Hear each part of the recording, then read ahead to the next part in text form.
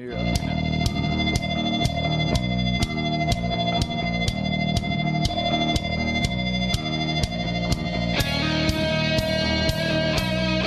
Hello and good evening, good night, or whatever or buenos noches. Buenos noches. From Acapulco here, as we are an hour and a half late. Well, we were here an hour and a half ago. Oh, yeah, we were here an hour before an hour and a half ago. Well, I was, at least. Yeah. You were out to dinner, but I always got to make sure things work in advance, got to do testing and such at these remotes, and I was on earlier today. I was all set. We were set up. Everything was working. Everything was working. I had connected to our studio in Keene just as a test because we have the same kind of connection equipment that GCN, our network, has at our studio in Keene, New Hampshire. Everything's working. We're connected. Everything's fine. Right. So we went out, grabbed some ice cream, went shopping in downtown Acapulco. My ice cream cone was 60 cents. Yeah, it was pretty 10 amazing. 10 pesos, and there's 18 pesos to $1. So I'm right now, yeah, guessing at about 60 cents. Yeah, and I got one of those twisty Oreo cookie ice cream cup things that you probably will pay a few bucks for, I'd imagine, at most places, your TCBYs, McDonald's. And we were in a mall, right? Like, yep. Malls are probably going to be a little pricier than some other places. A mall with a roller coaster. Yeah, this thing was $1.50. A mall with a roller coaster. A mall with a bowling alley. Well, it was actually a mall with people in it, too, which is really... I don't know if you've been to a mall. I mean, many of our listeners, younger listeners, probably don't even know what these things are in the United States. Right. They're going out of style. They're going out of business. Well, it's really kind of creepy, but great article that was written several years ago now, and I forget who it is that wrote it. But if you Google, old mall pictures or overgrown mall pictures or whatever, they show you, these malls that at one time in their heyday in the 1980s, they were the thing. Yeah, the heyday in the 80s, they were huge. Now they're out of business, and they're literally being taken over by plants. Yeah, they're just being overgrown. Those plants that were in the mall have now taken it over. It became so unprofitable to run the mall that they just left. I mean, they're abandoned, and that's an incredible thing to say about structures as large as they are. I mean, these are big edifices, and for people just to go away, it's incredible. Now, I mean, the mall at which I caroused when I was younger, back in the 80s. That thing's still around. I imagine it was built somewhere around the time of my birth, 1971. But, I don't know what's going on there. I haven't been there recently. I know it's still operating, but that's down in Florida where the old people go.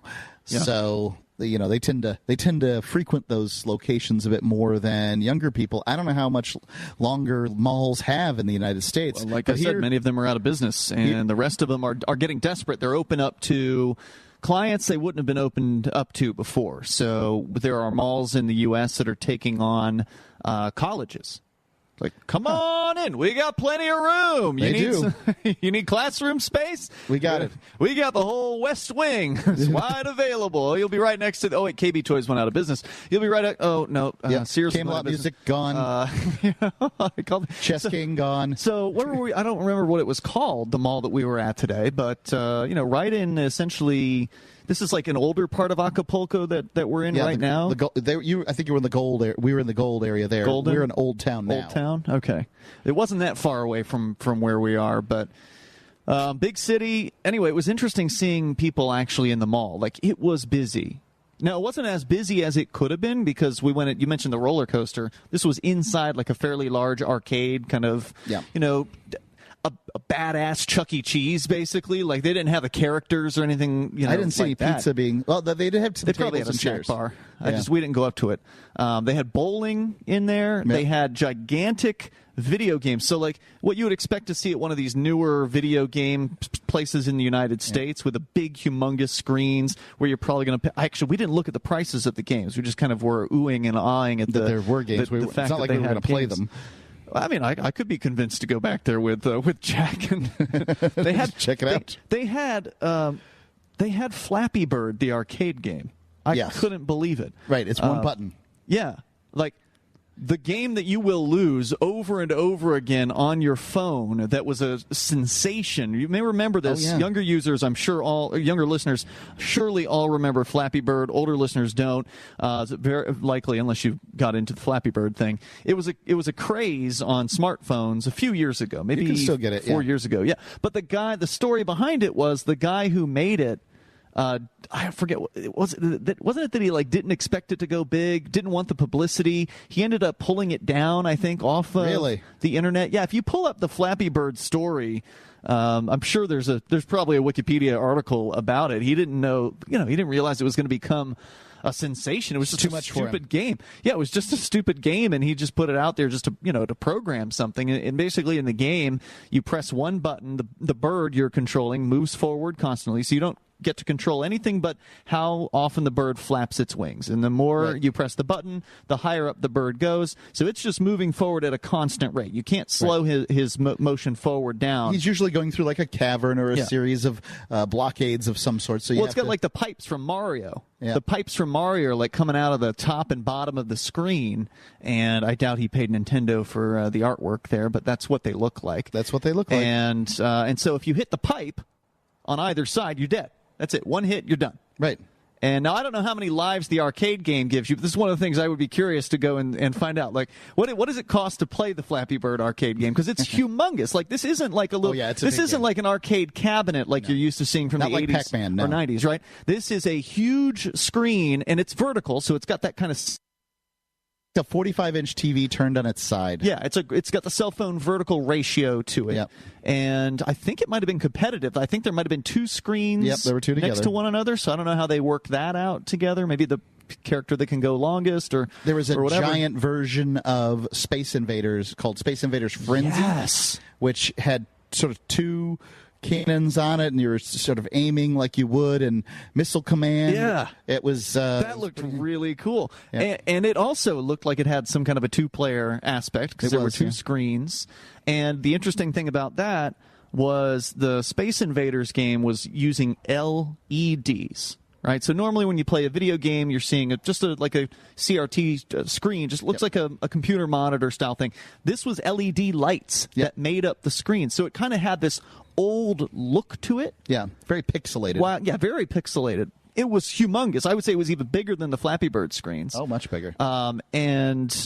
And so it had that old school look to it. It had the old style looking graphics to it as well, but it was obviously a more modern version of this game. So again, we kind of went in. We were in a bit of a rush. You had to get to dinner, and so we weren't able to do more than just kind of peek in and walk around real fast and see what all was in there. I really have to warn the people, especially people in the Northeast and New England and the Upper Midwest. Those people right now, it is hot here. Not right now. It's actually right. It's pretty nice right now. What are you wearing? I have shorts on. And that's it? Yeah. Okay. It's hot. It's hot. It's you don't want to be here. I mean, these people aren't spending any time shoveling snow, and I know you people need your exercise. The food here, inexpensive. 82 degrees right now. What's that? 82 degous Fahrenheit. Hot. It's hot. And, I know you don't want to pay half price for food and meals out and things like that. Out here in the sun, I've just got to warn you, you got to be very careful of places like Mexico this time of year. Well, we didn't see any shootings, thank goodness, while we were. They do say that Acapulco does have a greater than average killings per 100,000. Sure, the area we are. I mean, we're looking out over the bay.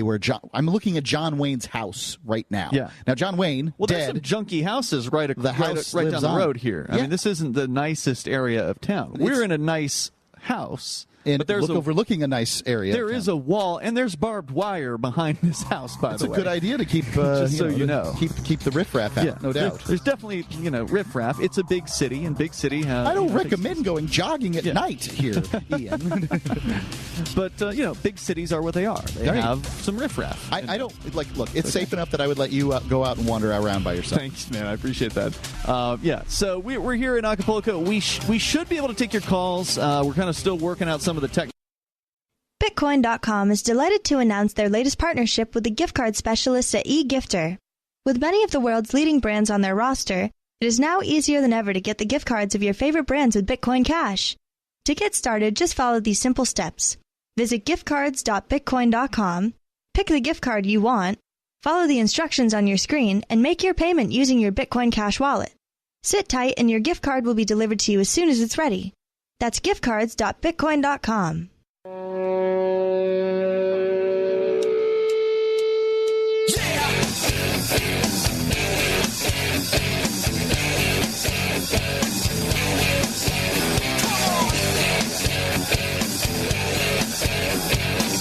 Talk Live. Welcome to what is now the live edition of the show. It's been a long time since we actually had to air a refeed edition of Free Talk Live. I don't remember the last time we did that, but the first hour and a half tonight, if you're just tuning in now, the first hour and a half, we weren't on the air. We had some show from the past that was playing just to kind of... We still made it, though, on live, which means we've been live every day for a long time, more than a decade. For at least a half a decade. I would say it was more than a decade. Yeah. Because I went crazy back in 2008, and you missed a day. Yeah, but there was also the times when we didn't have a Sunday show, too. Oh, good point. So you can't really say you were live that's true. When you were off. Good point. So we're here. It's Acapulco. We're actually out here because of, well, I mean, you're here just to spend the whole month here. You guys got here, you and your family got here on the 1st, and you're here for the entire month of February. Yep.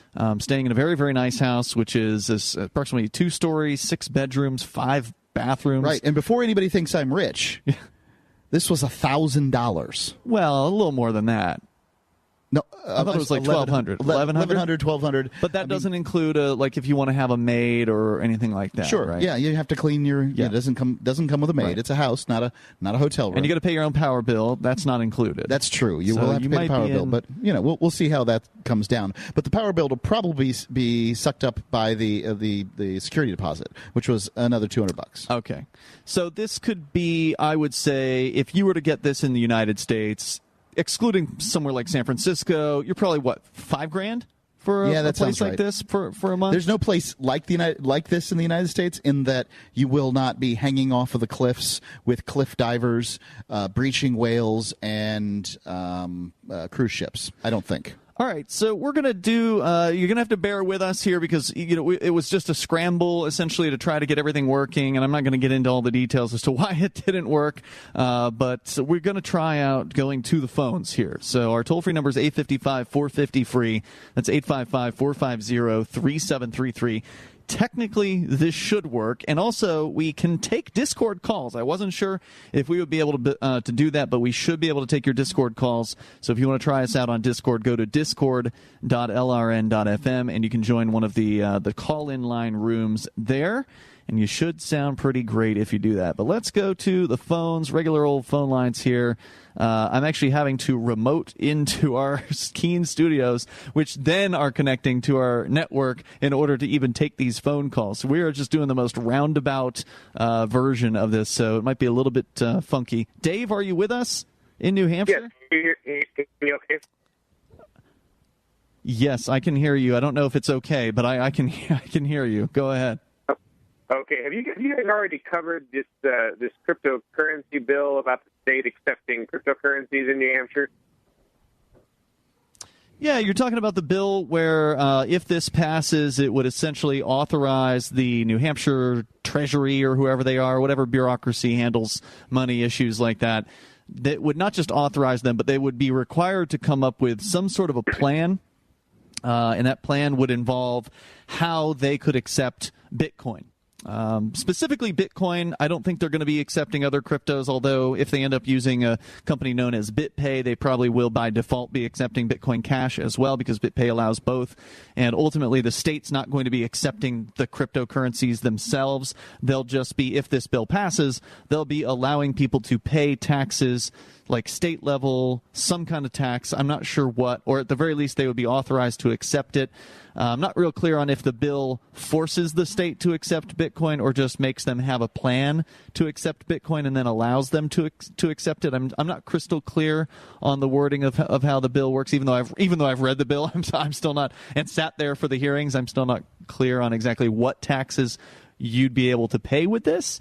But it would essentially then create a system through which taxes in New Hampshire could be paid. And the proposed company to go with is BitPay, which is a long-time Bitcoin acceptance merchant services provider that allows businesses to accept Bitcoin. In the case of the state of New Hampshire, they would be allowing you to pay a tax bill with Bitcoin, but they themselves would only get a U.S. dollar value out of that. So that's the proposal on the table. The state of New Hampshire, if this bill passes, will not be holding on to any Bitcoin. They will never even receive Bitcoin, but it would allow Bitcoiners to pay their taxes in theory with Bitcoin. So yes. Have you already reported on the fact that I guess the committee has unanimously voted in favor of the bill? As a matter of fact, I broke that news because I was the one there recording that committee. That article came from freekeen.com. So if you heard about that, that's likely because I put that news out. Yeah, I just wanted to make sure that I wanted to know if you'd talk about it on Free Talk Live. But I do have other news from the State House. I don't know if we did. Yeah, I think we did talk about it. Sorry, go ahead, Dave. Yeah, I have other news from the State House that may be of interest to you as well. Yeah, sure. So I guess I like to call this sort of NH exit news whenever I see the state sort of standing up against the federal government at Concord, or if they're standing up against other states. So what's happening right now is there are two bills attempting to, I guess one of them, according to the NH Liberty Alliance summary, it's, quote, prohibiting the state from entering into or enforcing agreements concerning sales tax collection with the other states, unquote. And the other bill is similar. It is trying to stop internet sales tax on New Hampshireites. This is the one that's in response, as I understand it, in response to the federal government's Supreme Court decision that basically authorized states to collect each other's taxes or something like that. I forget exactly what the details were of that case, but there was something at the Supreme Court where South Dakota, I think it was trying to get money from other states or something like that. I apologize to not recall the details there. I'm curious as to how this is going to work, because there is the constitutional clause that basically says contracts need to be enforced from one state to the next. However, I do love to see the states stand up for themselves. One thing that Americans just seem to we don't even seem to understand anymore is that the United States is not a government. It is not a state. It is not a sovereign entity. It is a federation of states. That's why it's called the United States. And state is an organization that claims a monopoly privilege on the use of violence in a given landmass. So, absolutely, New Hampshire should have sovereignty in so many areas that states have given up sovereignty. And one of the reasons they do it is because the federal government has the ability to create money out of thin air and just give it to the states. The states don't have that ability. I like to remind people that we don't have to worry about Quebec collecting our sales tax. We don't have to worry about Nova Scotia or Mexico coming in and collecting taxes from us, because we are independent of those places. And if we were independent of the United States, then the same foreign approach would apply to them, and we wouldn't have to put up with this. But even if we couldn't, maybe we can never get full independence, but even just having a strong independence movement makes it less likely that these kind of privations would be imposed on us. And that's the next step, is just to go from where we are now to having a strong independence movement. Yeah, I like the idea of pushing independence where we can push independence for New Hampshire and all the states and all kinds of places. However, it looks like from a historical standpoint that federations are the direction that things are going. There aren't many successful independence movements in that countries claim sovereignty for themselves and do well, because the international community, which is a federation in the form of the UN, doesn't like it, and they punish nations that do it. So, it's a long road to hoe, and I think that you got to go issue by issue rather than all at once. There are Dave, 1,000 thanks for the hacking, call tonight. 1,000. Oh, I was going to say 1,000 hacking at the branches for everyone hacking at the root. Very good, sir. Thank you for the call tonight. I appreciate it. Of course, one of the things that can be done to help, I would say, hurry this process up, because right now secession, it's a great idea. I love it. Unfortunately, it just, it doesn't have a groundswell. It doesn't have that movement that Dave is looking for.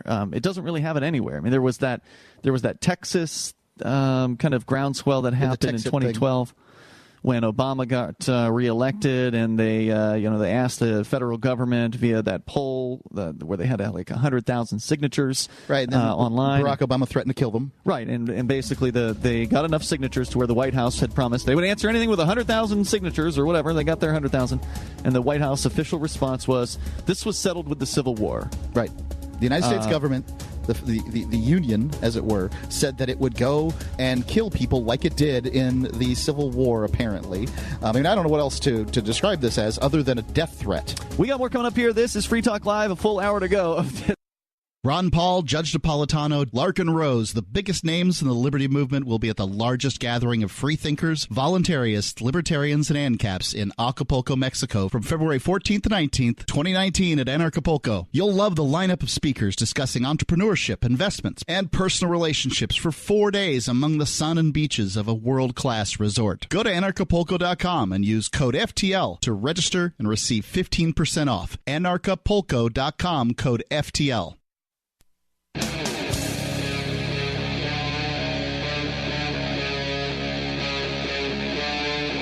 Free Talk Live.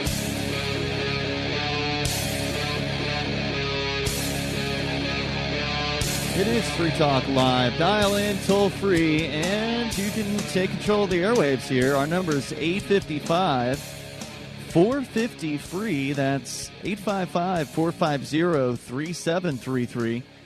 And we do have Discord. Discord is there over at discord.lrn.fm, and that allows you, if you join the on-air call-in line rooms, that will allow you to connect to us in theory. I think that my testing that I did earlier today, Discord was working. But as we just discovered, unfortunately, the Genesis Communications Network had accidentally not connected properly to our studios there in Keene. So if you were on the internet, you did not hear the last two segments. So you didn't know that we were actually live, but we are live here in beautiful Acapulco with you tonight. It's Ian and Mark. So yeah, appreciate everybody who is actually participating in the show tonight, given that our first hour and a half weren't on the radio and that the next half hour wasn't on the internet. So nonetheless, we still had, for some reason, Dave Ridley was still able to call in. I don't know how it was that he knew to do that, but he did. Let's go and continue with your calls and thoughts here. And there's probably some show prep stuff that we can talk about. I don't know what that is. I've just been sitting here working on technical difficulties for the last 3 hours. So let's go to John in Virginia. Says here he's listening to WNIS, but that's strange because we're not on WNIS during the weeknights, at least not that I'm aware of. John, are you sure you're listening on the radio? No, I'm not listening on the radio. I told the screener that I listened on Saturday night on WNIS. Oh, okay. Gotcha. Yeah, I've called in a couple welcome. times. You're on anyway, so I guess you're listening to us on... Thank you. You listening online? Yes. How can that be? Great. Anyways. Well, hopefully we actually have an online signal now. Go ahead. Good, yes. Now, I haven't heard a whole lot about the Obama administration and the Samsung Smart TV venture for the mass data collection of eavesdropping in on the American public. I just don't hear much about that. Are you familiar with that? I've heard about these smart TVs, but I can't say that I've heard a lot about them recently. I thought that folks had just kind of given up on the smart TV, thing. Well, the point is the Obama administration partnered up with Samsung Smart TV, a particular brand, a particular model, and the administration eavesdropped on the American public. I don't think that's real kosher, but that's what they did. And I don't hear much no about doubt about it. that. Well, maybe just know. people don't I know. don't have the details of it. I don't have That any may details be- about it, but I... Well, I mean, I don't know what level of violations there were. I doubt if they could do it in the Obama administration that they've stopped in the Trump administration. They're probably still doing it. And it's interesting because you remember, Mark, years ago on Free Talk Live, we'd have conspiracy theorists call in and say, "There's cameras in your television sets." And at the time we were like, "Yeah, right. There's no camera in the TV sets." And now it's a feature. Yeah. Now it's like there's a camera in these sets. Right. There's a microphone in the sets. They're called smart TV sets. And Mark, I don't think these have gone out of style. These are brand new. These are new within the last several years. And I suspect a lot of people are buying these things, whether it's Samsung or some other company. The Wii from Nintendo it was a feature, right? Like that, they had this whole camera setup where you could, jump around or play tennis with imaginary tennis partners and all kinds of things like that. I mean, that's what these sorts of things are for if they want them. But obviously, if there's a camera, somebody can turn it on. Yeah, it was the Obama administration, and he was, and it was with Samsung TV, and they called it a mass data collection as they eavesdropped on the American public. Yeah, I would say that it probably happened, if the technology was there, it probably would have happened under the Bush administration as well. I mean, to just blame one administration, it's not like Obama sits there and approves everything the NSA does. I don't know if it was the NSA that was doing this, but I suspect they were involved in it. And, these bureaucrats, they're just interested in collecting data and information about you, regardless of whether it's Obama or Trump or Bush. The NSA I haven't heard any announcements from Trump that the NSA is going to stop metadata collection or any of the things that happen. As a matter of fact, I'd still like to hear from Trump, what's going on in Area 51? What about the aliens? I mean, I want to know about it all. What's he holding back for, huh, John? Yeah, well, I'd kind of like to know if the Obama administration started it and stopped it. That'd be rather interesting to find out. Highly doubted. John, thanks for the call tonight. I appreciate you dialing in here with that. Our toll-free number is 855-450-FREE if you want to join us here as we are live. Not quite from the rooftop, but from veranda. Is that what you would call this? Yeah, rooftop veranda. Yeah, here in Acapulco, Mexico. Next week, by the way, is when Anarchapulco will be starting. And from what I understand, there's still some tickets left to Anarchapulco. You can go to anarchapulco.com and use code FTL, like Free Talk Live. And I did test the code out over the weekend, Mark, and it still works. So you can still get the discount on the Anarchapulco tickets. It is a great excuse to come down here to Mexico and check things out. It's not that hard to get here. You really don't even need a passport. You need one by air, but if you travel by ground, you don't need a passport. You can cross the border without a passport? That's correct. Yeah, that's true. Yeah. And then you can drive, and we met a lot of people that drove the last time. Coming back, you will be hassled by the American bureaucrats, the Border Patrol.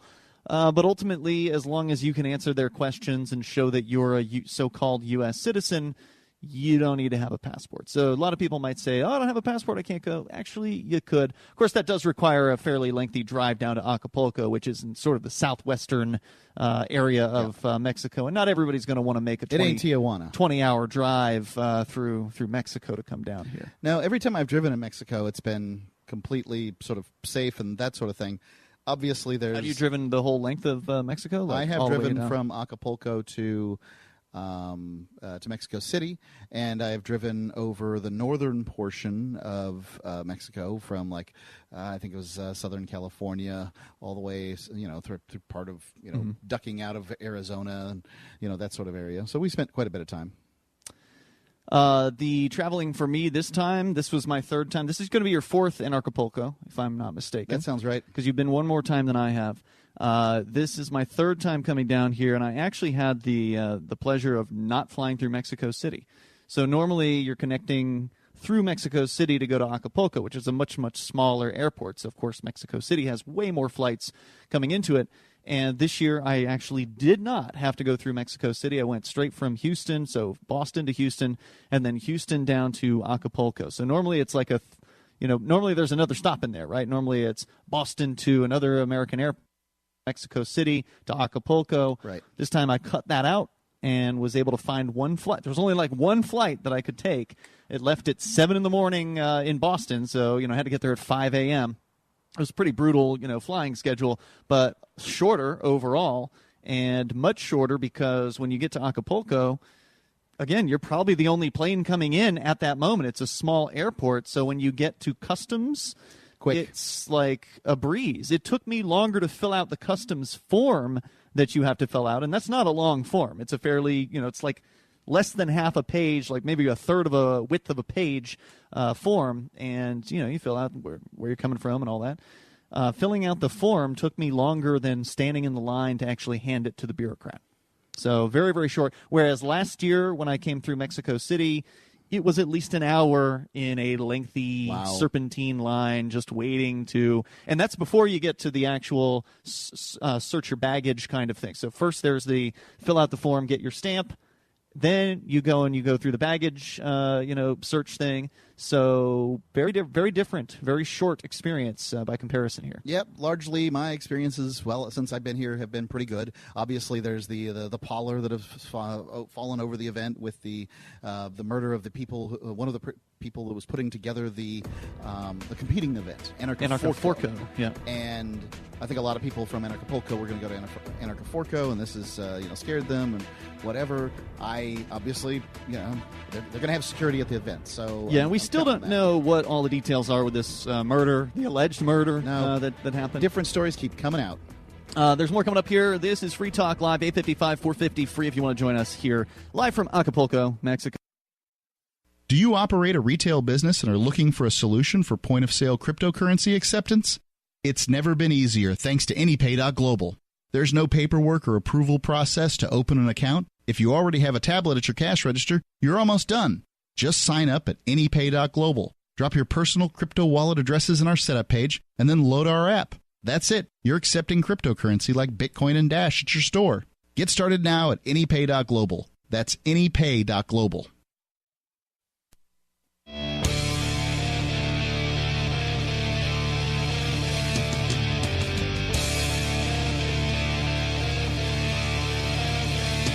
This is Free Talk Live. You bring up what you want here, if you want.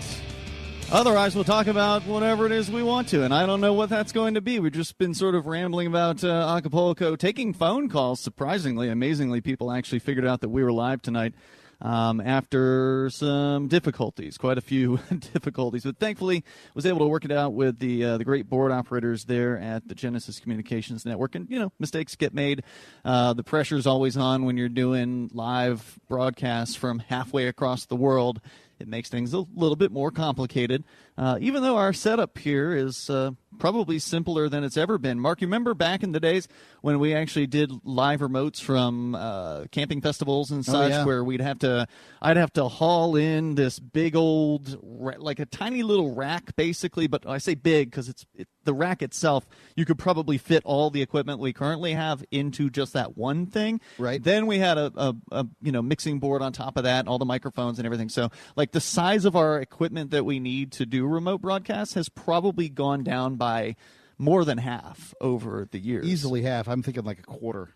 Yeah, and this is actually the first time in a few years that we've actually done a live remote broadcast, if you think about it, because normally when we're at events, we can't do a live show because the events like a Bitcoin conference or Acapulco, there's nobody there at 6 o'clock Central Time, 7 o'clock at night Eastern Time. There's no one left. It used to be brutal because what we would do is, we'd go for the whole event. We're there during the day. We're watching the speeches. We're trying to get speakers to come back. The event closes at 6 or 6:30, 5 o'clock, who knows. And we're trying to get speakers to come back to be live on the air from 7 p to 10 p Eastern time. They'd forget. Yeah, they'd forget. They wouldn't show up. Of course, they're out. They want to, go out and have dinner, have drinks, and schmooze with people. Yeah, but we've got a radio program on 100-something radio stations. Don't you want to be on that? And they did, but it was just a bad system. So it's good to be here. The reason why we're doing it live here, because we won't be able to from Acapulco. We'll have to do pre-recorded shows, and we're going to have a bunch of guests as we normally do from Acapulco. So it'll be sort of be our standard remote broadcast now, because our normal remote broadcast is pre-recorded with a bunch of guests when we're at these events. But now that we're here, we've got time. You're here for this entire month. I came up basically a week early, just because you begged me. You said you got to come up. We're going to be there a month. We got this nice place. I'm like, all right, fine. I don't like leaving New Hampshire, but I figured less than 2 weeks. Okay, I'll come up and do that. So I'm actually up here for about 12, 13 days. I think the Liberty paradise that is New Hampshire can handle its freezing blizzards without you for a week or two. I mean, I don't think it's going to be that. Sure, yeah. But I have certain responsibilities up there, and I don't like putting my responsibilities into other people's hands, as nice as they are and as kind as they are about handling those things. So anyway, we're here, and because I'm up here a week early, it's no longer a vacation for you. You actually have to work now that I'm working anyway. Not at 6 o'clock at night. No, that's true. Yeah, but you think to yourself, oftentimes you call these things vacations. I continue to do. I don't call this a vacation. This is a working. If it's a vacation, it's a working vacation. I've been working all day long. Yes, you have. Yeah. I'm saying for me. When I'm not in your eyesight, I'm on vacation to your mind. And however, you continue to cash the checks that I bring in as the salesperson. Yeah, that's all I'm saying. So anyway, we'll be here basically through, and it might be possible that Chris. I heard that Chris Reitman and the guys last night had a good time. So if they want to come back in and do another one and give us a night off, we might end up having that happen. But for the most part, for the next week, we should be here pretty much every night.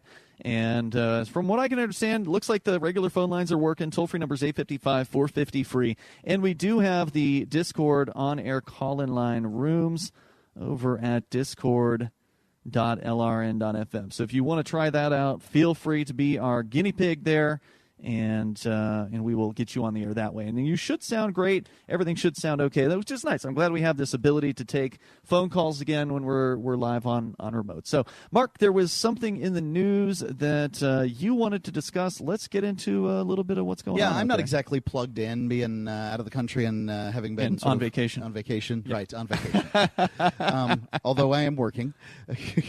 I'm not going through news stories.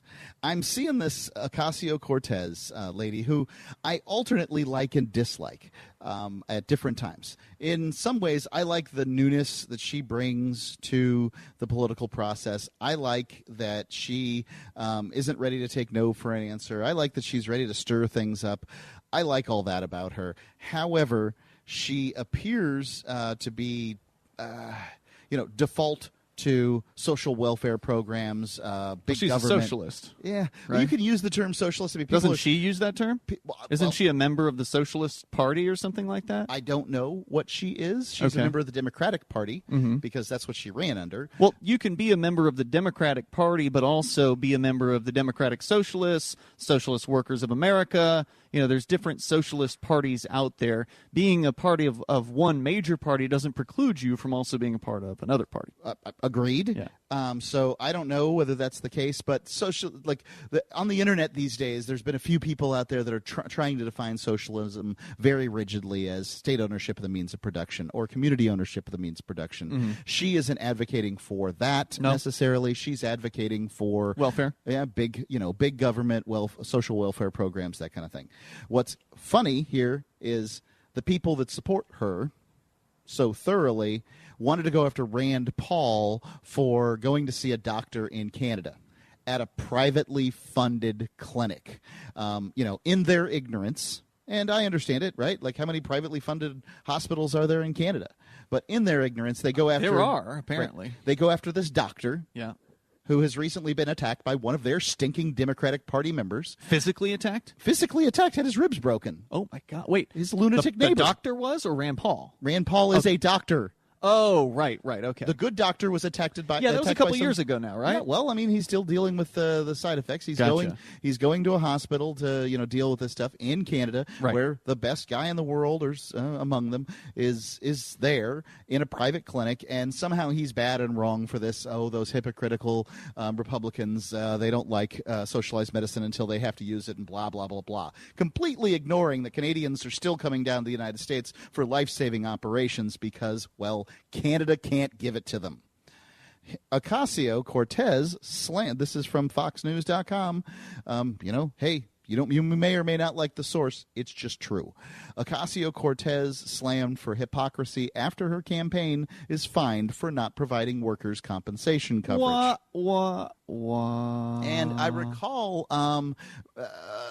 Bernie, back in the day, he also got one of these sort of scoldings. Really? Because he was paying campaign workers $12 an hour while they were quite literally fighting for $15 an hour. I mean, these are the people that say that they believe in these programs and, they want workers to get more and better and all that stuff. But when it comes to their operations, they can't and won't. It's okay to, hypocrites. Yeah, it's okay to go after people's, feelings when you're doing it for the right feelings. But if you're employing, if you got to actually cut the checks, right, then it's right.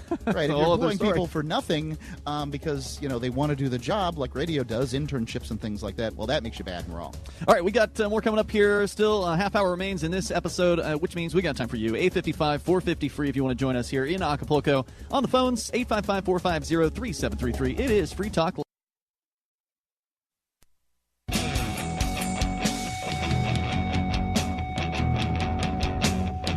Hey, it's Free Talk Live. You can join us here if you want. The toll-free number is 855-450-FREE. If you listen carefully, you might be able to hear some road noise in the background. Somebody was just honking their horn a moment ago. We are outdoors, and the reason why is because it sounds better. It sounds better outdoors. It's nicer. It's cooler out here. Yeah, a lot of the houses around here in Acapulco are made with block, and the walls are on the interior block and glass and things like that.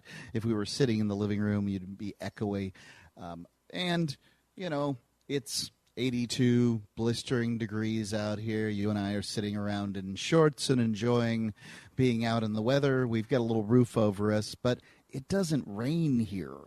Oh, come on. It's got to rain in Acapulco. There's an ocean out there. It's sort of like the natural way water, does things. It evaporates and then it comes down. And having an ocean nearby is going to make it a little bit more moist. You're aware that the driest place on Earth is right next to the ocean, right? No, I didn't know that. Okay, I'll just let you know. I'll get how. Is that a thing? You'll have to pull up the precipitation statistics for Acapulco. It's that desert in Chile. Okay. Arabican. I don't know. I shouldn't be giving the name of it because I don't know. So we're here. You can bring up anything that you want. The toll-free number again, 855-450-FREE. That's 855-450-3733. Or call us on our Discord on-air call-in line rooms over at discord.lrn.fm. We actually had a couple phone calls earlier tonight, which was a pleasant surprise. And, of course, we do have stuff to talk about that's been in the news. Now, I don't know if they covered this story at all last night. I honestly haven't looked to see what they talked about. It's just been so busy here getting everything set up. But you hadn't heard, Mark, about the Bitcoin exchange CEO who allegedly died recently. The exchange is called Quadriga CX, and this guy apparently died with, I guess, as the key man in the operation. He didn't bother to give anybody else the keys to the hot wallets that the exchange used to store its customers' funds. So when you upload things, this is one of the reasons why, there's a lot of reasons why you shouldn't keep cryptocurrency on an exchange. One is the exchange can get hacked. That's the big one, right? Because, they try their best. They try their best to be secure, but there's always somebody in the world who's better at security and hacking it than you are. That's true. Than your IT guys. And if they target your exchange and they get into it, you can go down. then you won't go down. You'll take the exchange down after you realize you've been hacked, and the hacker has stolen the money out of your hot wallets, because the exchange has to have Bitcoin in what they call a hot wallet. It can't be in cold storage in order for it to be readily accessible. They can cold store some of it, but there is a certain amount of it that they have to have accessible immediately. So if you do an withdrawals. exchange, you go to the exchange, you make the exchange, and then you get your stuff out. Correct. Any amount of time that you leave your cryptocurrency on an exchange, you're at risk. Now, that's a risk you have to take if you want to do the exchange thing. But for the most part, as long as it's there for a short period of time, the odds that the exchange is going to be hacked in the hour or two or however long it takes you to get your business done there, it's pretty low. Right. So you just don't put in what you can't afford to lose in a situation like that. But this is a different sort of a situation. This is a situation where the exchange is like, oh, crap, our owner, CEO, just died, and he was the only one who had the keys, so, well, sorry about that, everybody. I guess you just can't get access to your cryptocurrency at this point, so, well. We're going to try really hard to fix this, but we don't know what's going on. Yeah, we don't know what to do. Here's the update on that story from newsbtc.com's David Babayan, published yesterday. Elizabeth Greenwood was traveling the Philippines back in 2013 when her rental car crashed into another vehicle in Manila. According to many spectators, the American traveler had suffered grave injuries, and doctors at the local hospital declared her dead. The local Manila authority issued her death certificate. The story later served as a backbone to the book Playing Dead, A Journey Through the World of Death Fraud, written by the same person who was pronounced dead. So Elizabeth Greenwood, who died in the Philippines, wrote a book about her death. Dying in the Philippines.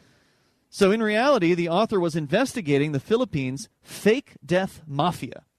In an interview in The Telegraph, she admitted that the idea arrived in her when she was fancying how it would be to circumvent her massive student debt.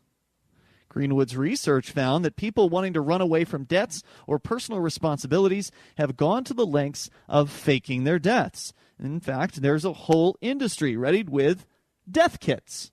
No. In which people can hire doctors, administrators, and witnesses for as little as $100. After all, in a place like the Philippines, $100 is just a lot of money. Going to buy you a death certificate, apparently. And buy the doctor a lot of things. So the Philippines and India are among the most sought-after countries to get a fake real death certificate. Easily. So when the head of a crypto exchange decided to take a philanthropic trip to one of these countries and then later died under mysterious circumstances with the keys of millions of dollars worth of cryptocurrency, suddenly people are asking questions. People are finding it difficult to digest the story. Quadriga CX, the exchange, is facing accusations of lying about their CEO, Gerald Cotton's death, to orchestrate what people believe is an exit scam from day one. Investigative It's journalists... beginning to sound like it. It's an interesting theory. Investigative journalists in India uncovered many cases where people attempted to dupe families, loan sharks, and insurance companies. The Times of India, one of the leading newspapers in the country, revealed a gang in Mumbai was issuing all kinds of fake certificates, be it death, marriage, birth, anything. In another incident that mocked the Indian authorities, some miscreants issued death certificates of politicians using a government website. I think this is hilarious. That is great. Indian authorities have taken an active I'm not stand. the one who lost a bunch of money on this exchange. Either. Right. Indian authorities have taken an active stand to mitigate such issues. In some cases, municipals have outsourced the job of issuing death certificates online to local IT giants. However, the services haven't reached to a majority of Indian municipals. They need blockchain technology. Jaipur, the city in which Cotton ostensibly died, is a small town compared to metropolitans like New Delhi and Mumbai. One can receive a death certificate only by submitting an application form, a challan receipt, and an Aadhaar card. In the case of Cotton, his family must have submitted his passport documents instead of an Aadhaar card. Atop that, Indian medical industry is also facing allegations of corruption on various accounts. A forensic lab doctor in Goa, for instance, was running a private clinic that released fake birth and death documents. And by the way, if you go on, I remember years ago, and I'm sure they still have them, I just haven't looked in recent months or years, on the Silk Road, the underground drug marketplace site. Those sites were also noteworthy not just for the drugs that you could buy, but you could actually get fake identification from those sites as well. And when you looked at the fake guys, just not because I wanted any, but just because I'm curious about things like this. Right, and you've been on the site. I looked at that. So have I. And it was basically somebody who claimed they worked for the DMV or they worked for, whatever agency it was. Right. That government worker having access to the actual files, because one of the problems with getting a fake ID is if you scan the thing and there's some sort of check on to see if it's actually in the system, it won't show up. It's a fake. So the pitch was that this isn't a fake ID. It's a real ID. It's just being manufactured outside of the system, sort of within the system, right? By using somebody same machinery, right? Somebody who works there is going to basically create a fake ID in the system, in the government system, using whatever fake name and information you give them with your picture on it. And they're taking a huge risk in doing that, obviously. Oh, yeah. If that were true. Maybe it's not true. If it happens, yeah. Yeah, maybe it's not true, but that was the claim. So there's more here about the fake death certificates. You want to fake your own death? Apparently there are gangs on the internet and in real life who will assist you in doing these things. We can tell you more about it on the way here. And is that what happened to this exchange? Well, who knows? Toll-free number here if you want to join us, 855-450-FREE. You can join us in the remaining moments of Free Talk.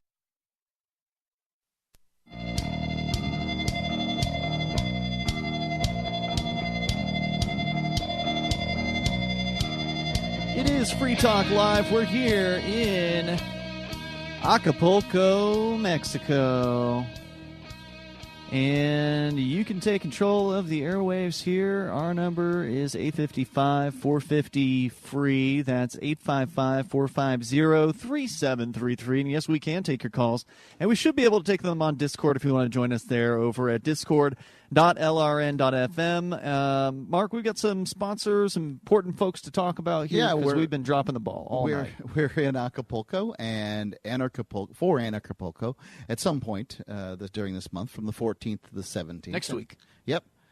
Bitcoin.com is a major sponsor of the event. And if you're not familiar with Bitcoin.com, just go there and check them out. They're your premier source for everything that's Bitcoin and cryptocurrency related. Bitcoin.com can help you choose a Bitcoin wallet, buy Bitcoin, show you where to spend your Bitcoin. You can also read the latest news or engage with the community on the Bitcoin forum. They've got games there. They've got games that you can win Bitcoin. They've got you can learn more about it all at Bitcoin.com. Yeah, so speaking of cryptocurrency, that's what we've been discussing here with a pretty crazy situation developing with the Quadriga exchange.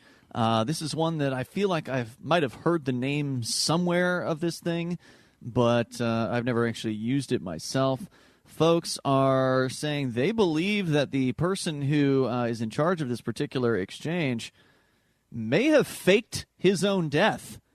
He just so happened to go to an area of the world that is sort of noteworthy for these fake death certificates, where there are actual gangs who specialize in fake deaths. Yeah, faking your death, but paying off the doctors, paying off the bureaucrats, whoever it is they need to pay off.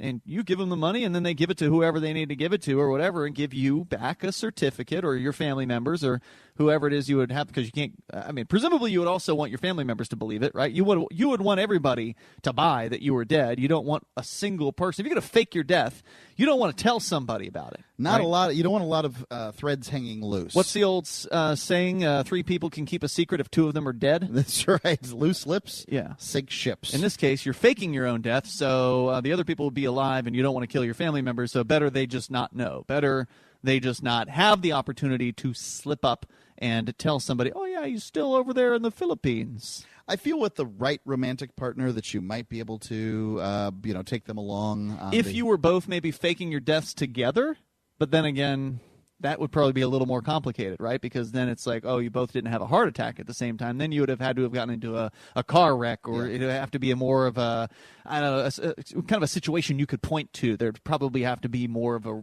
or I guess you could have been like shot by some killers or whatever, a gang that was robbing you in the streets. Maybe that could. Did you ever see The Bourne Identity? A long time ago, don't remember. Yeah, it. well, Jason Bourne, who is now I can't remember the actor's name. Anyway, what's his name? Matt Damon. Yeah. He at some point or another meets up with the gal who kind of went off the grid there at some point, and so after some time they're able to get together. It's not successful because we needed a sequel, right. But nonetheless, it was kind of cool. A little bit more here from the story over at newsbtc.com. So the news initially was, oh, my God, this CEO died and he had the keys to the exchange and nobody else had the keys. Right. So all the $190 million worth of cryptocurrency that was in everybody's hot wallets, it's all gone forever or locked up forever. Now, of course, with crypto, most of it's public, so you can follow. If somebody were to move the crypto out of the wallet, you'd be able to follow the exchange, to see where it went to. So if all of a sudden this money starts to move, you're going to know that it was either true that he didn't die, or if he did die, somebody else had access to the exchange that the people that work for the exchange didn't know about. The community believes the whole episode's turning into a fiasco. There's no news coverage about Cotton's death in India, despite the involvement of $190 million. Redditor Toyake wrote, quote, Cotton is having financial troubles at his company, so he decides to travel to India to work on an orphanage. While suffering from Crohn's, he decided to go to India, gets married, and sets up a will within a month of his, quote, death. Manages to set up a plan, $100,000 worth, for his 2 dogs so that they're taken care of.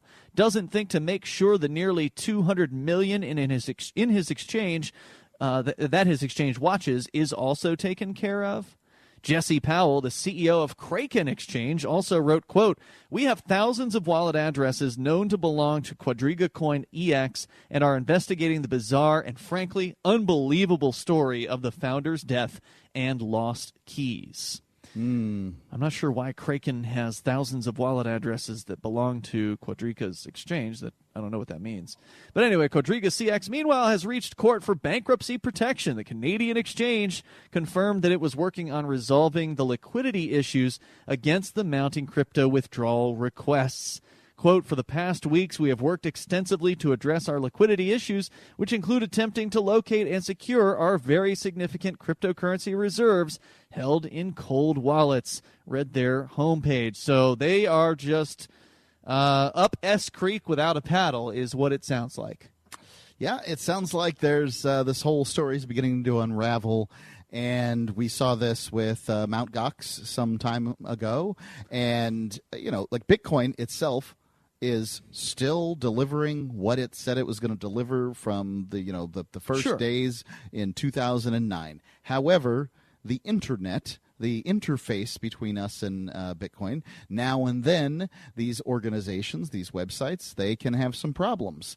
Now, that doesn't mean Bitcoin's broken any more than when Mt. Gox went down, Bitcoin wasn't broken. When the ICO, craze went on, and then it rose, and then it fell. This is the equivalent of a bank being robbed or some sort of bank manager squirreling away a bunch of funds or whatever. Whenever a robbery happens and some criminal is given thousands or hundreds of thousands or whatever it is the amount is, that's not the dollar's fault, right? Yeah, Like the dollar is still exchangeable from one to another, and it's the fault of the exchange. In this case, this is Quadriga's fault. And it seems unbelievable, right? Like that you're running an exchange. You have millions of dollars of other people's money that you've been entrusted with. Maybe you would think about, what happens if our CEO dies in an airplane crash? Maybe there ought to be some kind of, dual key, multi-signature system to where you can have the administrator or a lawyer or whoever, somebody else, some others who odds are they won't also die in the same plane crash. Have some sort of backup system, but it's not unbelievable that people can just overlook these things. Oh, it's not unbelievable. I'm sitting here thinking about Free Talk Live's key man insurance, and essentially we're effed if you die.